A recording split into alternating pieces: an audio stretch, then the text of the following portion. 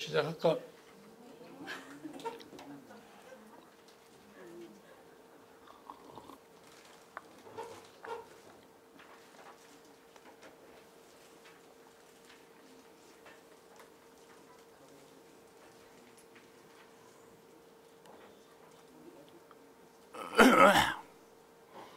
하나 집단에서 이제 우리가 그 변화 요인을 생각할 때 하나 집단의 제일 큰 특징은 지금 다른 사람들이 생각하는 집단의 그 한계를 뛰어넘는 게 두 가지인데, 하나는 인원이에요.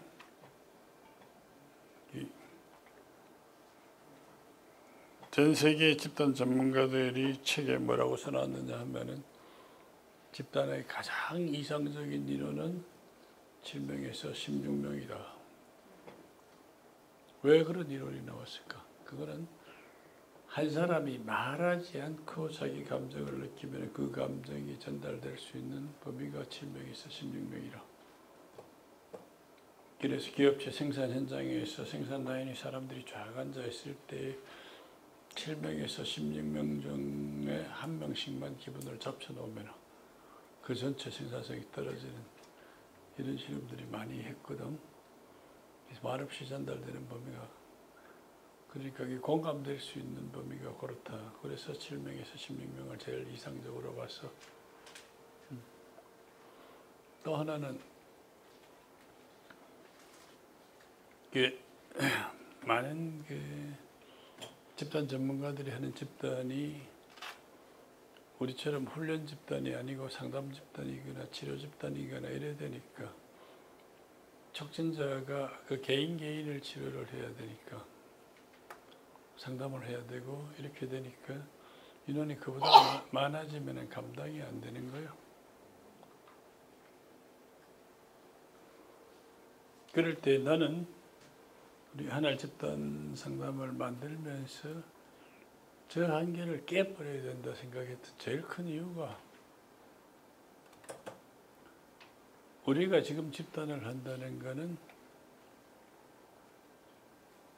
우리 조국을 생각했을 때의 집단 전문가가 최고로 필요한 때가 언제냐. 이거는 통일되고 난 이후에 남북의 동질성을 회복하려면은 집단 아니고는 다른 방법이 없단 말이에요. 통일에 대비해서 정치가들이 해야 될 준비도 있고, 경제인들이 준비할, 또 체육인들이 준비할 각 분야의 전문가들이 통일을 대비하겠지만은, 적어도 집단을 한다면은 우리는 조국 통일의회를 가장 철저하게 준비해야 될 사람이 우리다, 이렇게 생각한 제일 큰 이유가 뭐냐면 1960년대 초반에 지구상에 생긴 교육훈련 수단으로 공산주의의 교육훈련 수단을 이겨낼 수 있는 유일한 방법이 집단이다 하는 게 결론이 났어. 그래서 공산주의를, 미국에서는 공산주의를 이겨내는 교육훈련 수단하고, 또 하나는 흑백 간의 인종 문제, 미 국내의 문제를 해결할 때 생각하고 행동이 제일 다른 게 그거예요. 인종차별을 하면 되느냐? 그건 절대로 안 됩니다. 그럼 네 아들 흑인 다니는 학교에 보내겠다. 그건 죽어도 못 하겠습니다. 생각하고 행동이 이렇게 다르니까 이걸 해결하려면은 집단에서 체험 학습을 통해서 깨닫게 하는 수밖에 없다. 그래서 NTL이 만들어지고 제일 심하게 유행할 때는 뭐 인구 한 60만 되는 도시에서 집단 참가자들이 50만 명이 넘고 뭐 그럴 정도로 유행하고 폭발적인 인기가 있었던 게 그랬던 거거든. 그래서 나는 적어도 너희들을 처음 모아서 훈련할 때에 내가 그런 장면을 현장에서 보고 체험을 할 수 있으면 제일 좋겠고, 내가 못 보고 떠나더라도 너희들 마음속에 그런 마음들을 갖고 그런 활동들을 해주기를. 너희들이 뭐 그거를 하려고 지금 준비하고 안 하고 하더라도 집단 공부만 부지런히 해놓으면은 그런 시대적인 요청이 올 것이다. 난 그렇게 생각을 하고, 그렇게 됐을 때에 너희들이 7명에서 16명 정도의 소그룹을 집단으로 모아서 그걸 집단을 하면은 언제 해? 나 같은 경우 뭐 LG전자 같은 경우에 한 3만 명 정도를 혼자서 집단을 해서 그 집단 전체를 건강하게 만들 때까지 아주 체계적인 설계를 해도 보통 한 3년에서 5년 그렇게 걸렸었는데, 전 국민을 집단한다면 이건 언제 하냐. 7명 내지 16명 가지고는 안 된다. 제대로 해야 되겠다 하는 욕심이 있었고, 그 내가 인원을 최대로 모아보겠다 해서 모은 게 128명이었던 한계였어. 그 이상은 내가 모아보지를 못했어. 그런데 내가 7명에서 16명 정도의 인원을 모아서 3박 4일 집단을 한다 하면은 하루에 평균 한 10시간 정도 집단을 했거든. 아침에 8시나 9시에 모여서 밤에 11시, 12시, 어떨 때는 막 밤 서너 시까지 밤 꼬박 새우기도 하고, 3박 4일 동안 하는 동안에 전 참가자가 3박 4일 동안에 밥도 두세 끼밖에 안 먹고 잠도 서너 시간밖에 안 자보고 그런 집단도 해봤고, 이렇게 한다 하더라도 만약에 하루 10시간을 집단한다 하더라도 3박 4일을 한다면 한 34시간 집단이 가능하잖아. 그러면은 20명이 35시간 집단을 한다면은 한 사람이 소요할 수 있는 시간, 바른 시간이 얼마 되냐? 응? 얼마 돼요? 1시간 10분 정도, 한 70분. 1시간 정도 자기 바른 시간이 있으면 집단 성과가 낮다고. 근데 그래가지고는 100몇십 명 모아놓으면 이게 너무 길어지니까 이건 도저히 불가능한 거예요. 그래서 나는 그 시간을 최대로 줄이기 위해서 엄청난 훈련을 한 거야. 이게 너희들이 집단 안에서 이렇게 보면은 처음 들어와서 몇 마디 안 한 사람들도 보고 내가 네가 이렇지 자꾸 관상분화 소리를 하는 게 그게 그 훈련을 통해서 나온 결과단 말이야. 내가 언어 분석을 통해서 그 사람이 하는 몇 마디 말만 듣고 그 사람의 가치관, 그 사람의 리더십 스타일, 그 사람 커뮤니케이션 스타일, 그 사람의 감정, 그래서 그 말을 듣고 그 사람의 특성을 내가 파악하는 특별한 훈련들을 내가 한 것들을 너희들이 봤잖아. 중국 가서도 그 사람들이 날 보고 제일 놀라는 게 어떻게 짧은 시간에 몇 마디 말을 듣고 그 사람을 그렇게 꿰뚫어 봅니까? 하는데 나는 그 대규모 100명 정도의 대규모 인원이 집단 안에 있는데 내가 그 사람들의 특성을 파악하는 데 주어지는 시간이 최대로 길어야 하루잖아. 그 다음부터는 훈련도 시키고 그 다음부터 개입도 해야 되고 그런 시간이 변화의 시간이 필요한데 파악하는 데 시간 다 써버리면 집단 안 된, 망친단 말이에요. 그래서 그 사람들하고 이렇게 몇 마디 말만 해도 그 특성들을 파악할. 그래서 그 사람들이 볼 때는 몇 년 동안 자기 옆에서 자기를 본 사람처럼 이런 느낌을 가질 정도로 보는구나 하는데, 그런 능력들이 나는 집단에서 참가자들한테 굉장히 막강한 영향력을 갖게 된다는 걸 알게 된 거예요. 아주 재밌는 게 말이야. 내가 해바하고 이야기를 많이 해가지고 해바한테 네 특성은 이렇고 뭐가 이렇고 어떻고 뭐 한참 이야기를 하면은 해바가 맞습니다 하더라. 그럼 나는 전혀 모르겠는 작은 별도 앉았다가 저 사람은 나도 저렇게 꿰뚫어 보겠구나 이렇게 생각을 하는 거야. 그러고 뭐를 하냐면은 거의 이렇게 나하고 마주 앉으면은 내 기분에는 무장 해제하는 것 같아. 이게 디펜스 같은 거 해봐야 뭐 막 꿰뚫어 보고 있으니까 소용도 없고 그냥 있는 그대로 자기를 노출하는. 그 다음에 내가 그렇게 꿰뚫어 봐도 그걸 가지고 내가 이용하거나 그 사람을 괴롭히려고 드는 게 아니고 꿰뚫어 보면서 이렇게 나를 도우려고 하는구나 하는 그런 신뢰가 그 사람들한테서 얻어내고, 또 하나가 재밌다. 그렇게 꿰뚫어 볼 때에 친밀감이나 신뢰감이 있으면 귀신같이 알아본다고 고마워한다. 거리감이 있으면 들켰다 이렇게 하고.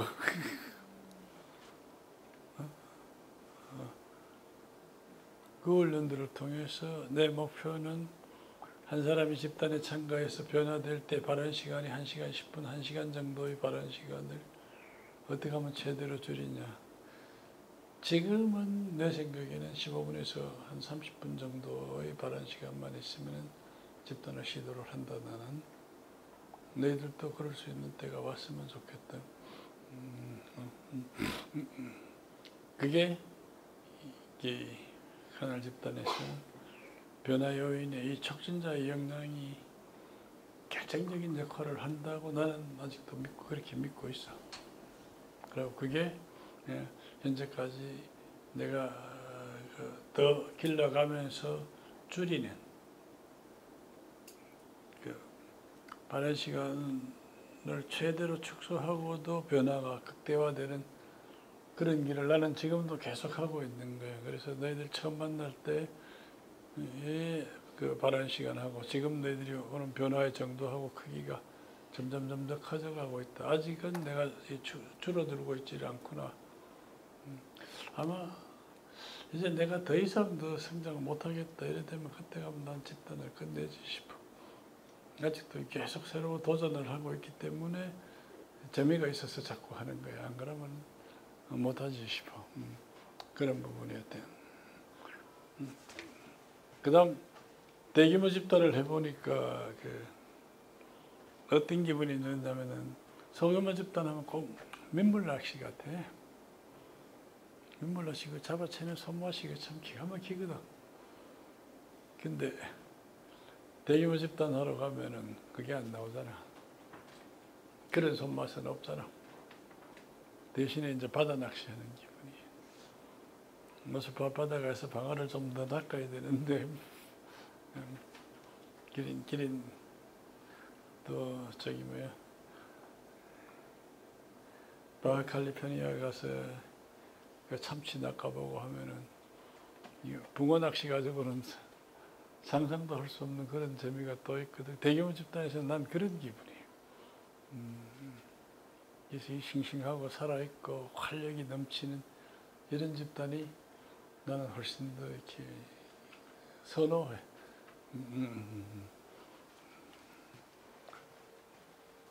그 다음 우리 하늘 집단에서 변화 요인으로서 제일 큰 게 다른 집단하고 아주 다른 훈련 단계가 들어있는 거예요.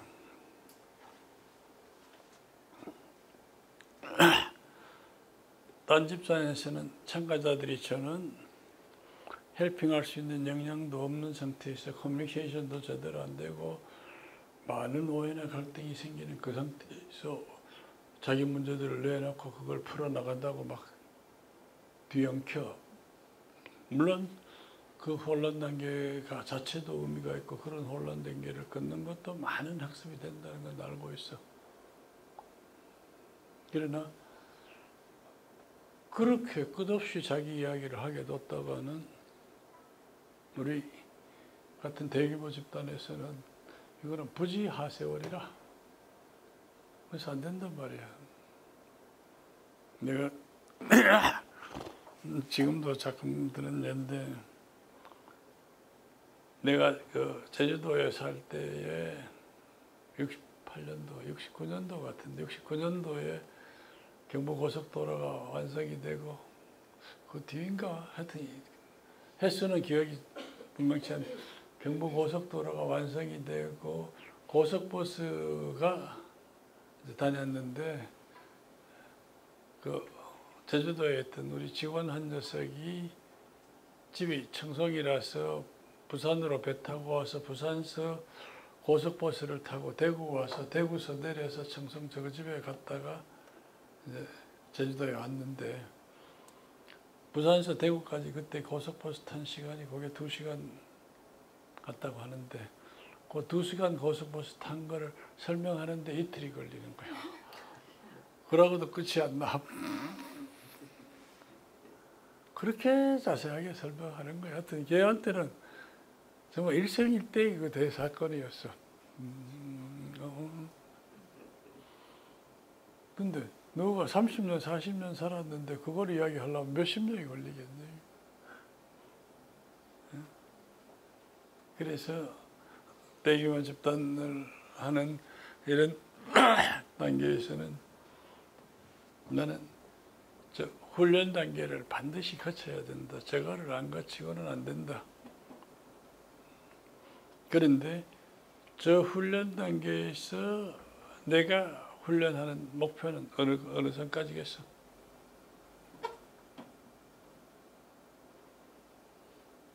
참가자들이 그렇게 서로 헬핑할 수 있는 수준까지 와야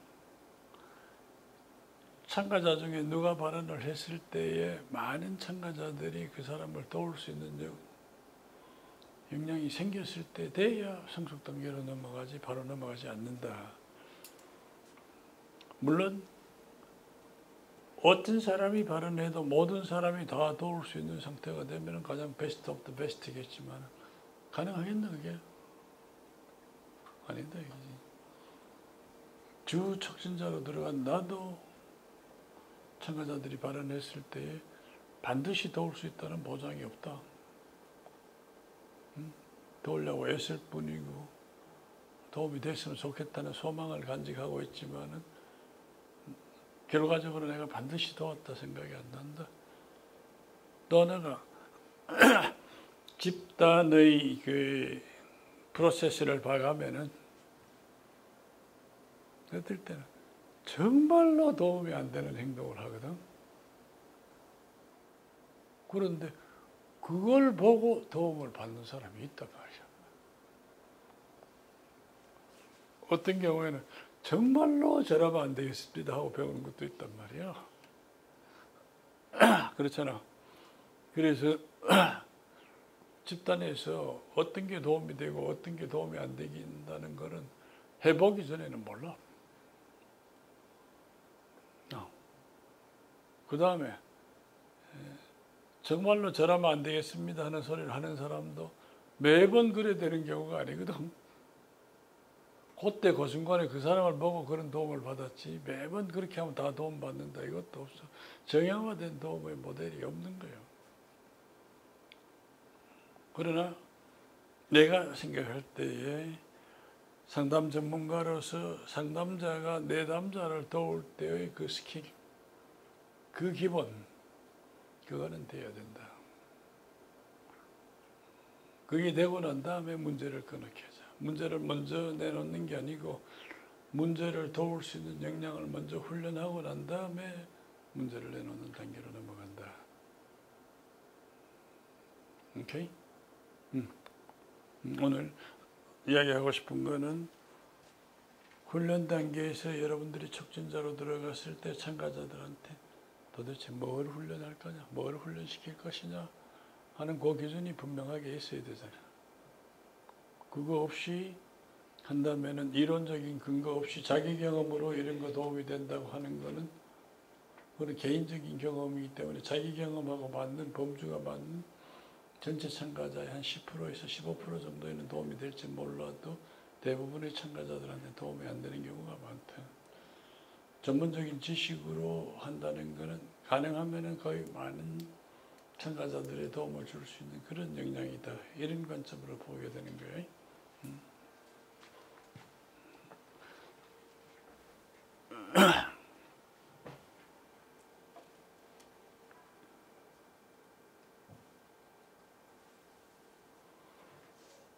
자, 우리가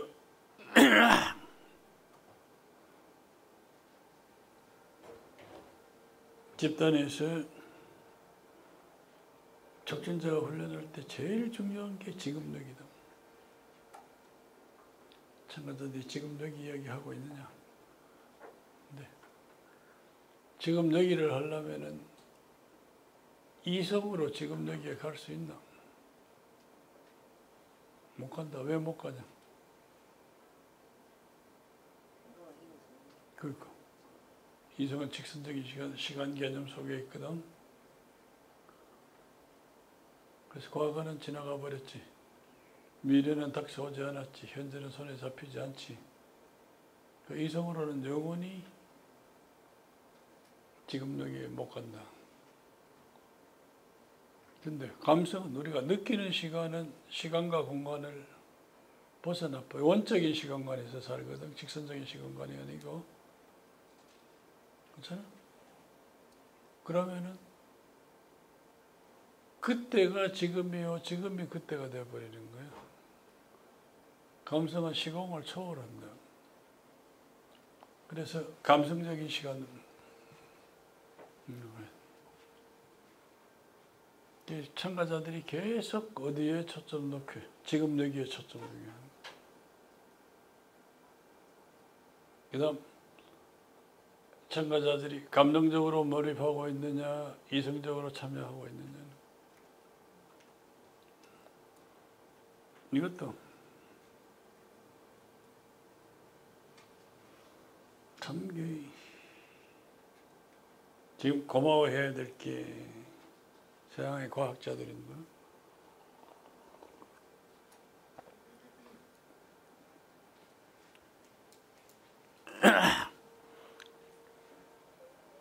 서양 사람들은 이성과 감정이 있을 때에 감정은 무시하고 이성을 굉장히 중요시하게 생각을 했단 말이야. 그래서 I think therefore I am. 나는 생각한다. 고로 나는 존재한다. 이렇게 이야기했잖아. 그러고 이 이성으로 인류를 구원할 수 있다고 생각했고.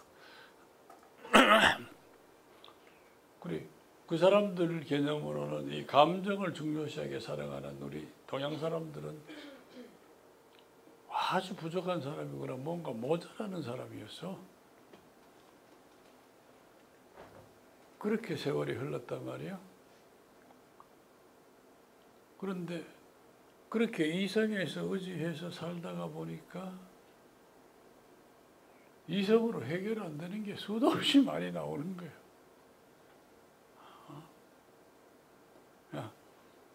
그러면서 누가 나왔어?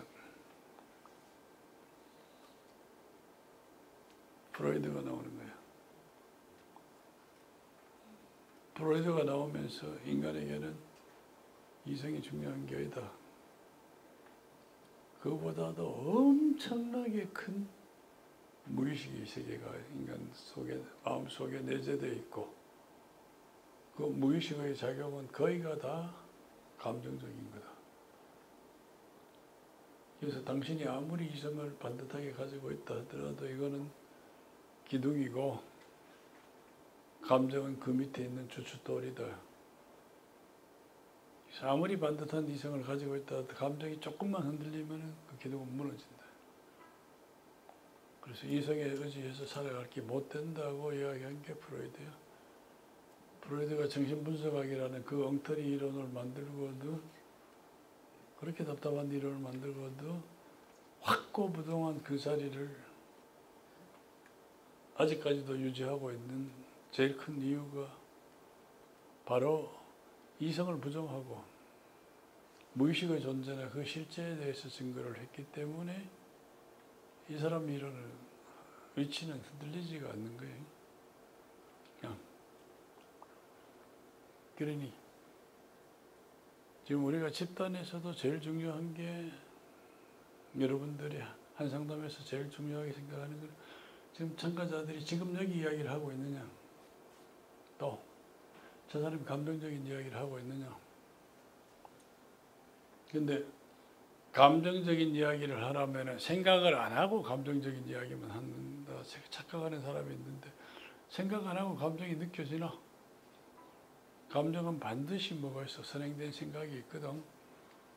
이게 평소에는 생각하고 감정을 느꼈을 때 감정은 참고 생각을 주고받았는데 집단에서는 생각은 혼자만 하고 감정만 주고받아.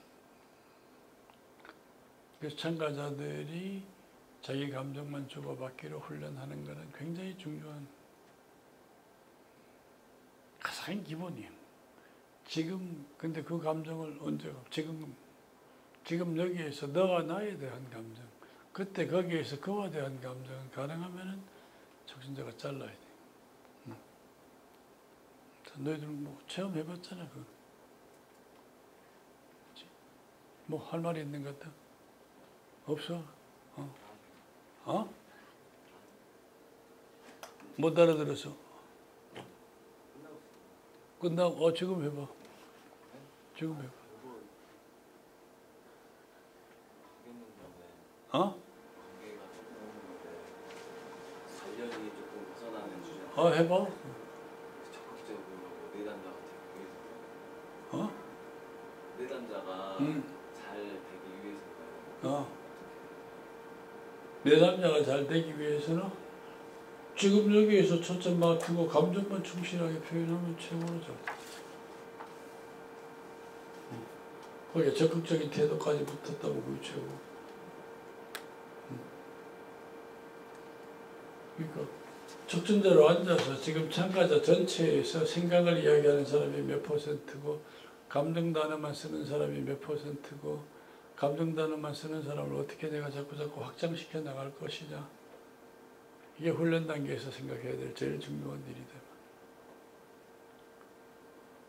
우리가 생각하는 마지막 목표는 참가자 전원이 사실은 설명하지 않고 감정 단어만 주고받는 그런 집단이 건설되면 베스트 오브 더 베스트지만 그건 우리가 지향하는 목표다.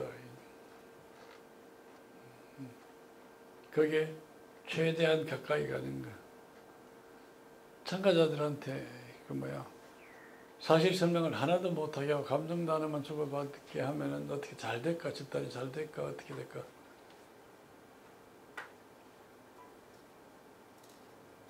굉장한 스트레스를 받고 혼란이 온다. 설명 안 하면 못 견디는 사람 있고. 그 다음에 또 하나 조심해야 될 게, 그 사람들이 감정만 표현해야 되겠구나 하는 것을 스스로 깨달아 알아서 그 필요성을 느끼고 그걸 자발적으로 할 때 하고, 촉진자가 강요하거나 지시해서 못하게 해서 압박을 해가지고 그걸 하게 할 때 하고, 이 차이가 굉장히 크잖아. 그렇지? 그래. 그 중간길을 가야 된단 말이야. 그게 어려워.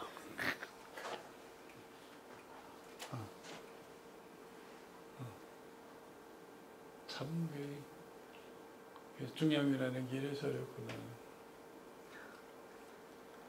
이걸 자율성을 조금만 더 허용해버리면은 사실로 바꿔버리고, 그렇지? 제한을 조금만 더 해버리면은 억압받아서 위축되고 불만이 생기고.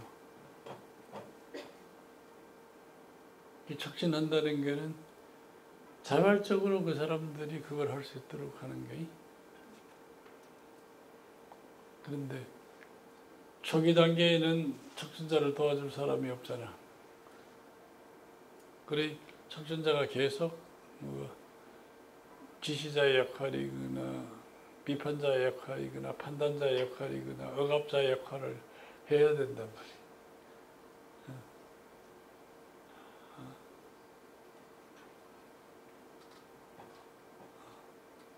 해봐. 언젠가 너희들이 지시하지 않으면서 자발적으로 자기들이 참여할 수 있게, 지금 여기서 느끼는 감정을 솔직하게 주고받을 수 있게, 그런 이상적인 집단을 너희들이 한번 만들어봐. 나는 아직도 그런 집단을 향해서 이렇게 가고 있고, 아직도 그 포기하지 않는 거 보면은 그게 가능할 거라고 믿는 믿음이 있는 것 같아. 그리고 여러 가지 실험들을 해봤거든. 어떤 집단에는 막 한마디도 설명 못하게 처부터 잘라가지고 감정만